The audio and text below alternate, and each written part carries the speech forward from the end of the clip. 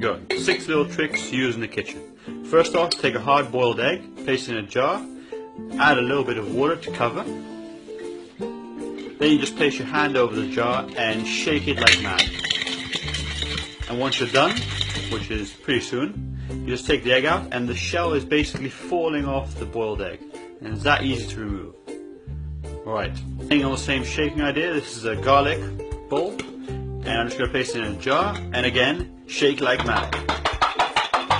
Okay, once you've done that for a little bit, then you just pop it out and you just remove some of the husks. Because they'll get in the way later. Okay, once you remove the husk, just put all these garlic cloves back inside. Alright, put the lid back on. And again, shake like crazy. Keep shaking.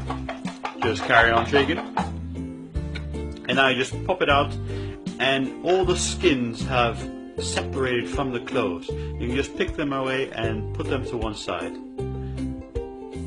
And then you've got these beautiful. Trick number 4, take a kiwi, slice it in half. Then take a glass.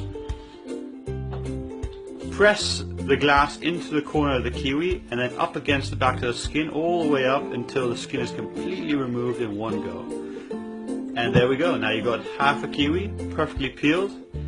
That easy. Trick number 1, you just take a knife and a potato and you put them together and just twirl the potato around while you cut into the skin just softly in a circular motion.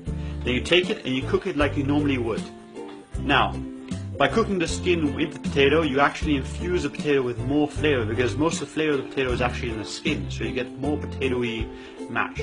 And once you've cooked it, you can just pull the skin off just like this. And it's so much more efficient, you don't waste any potato, and it's much quicker than peeling it.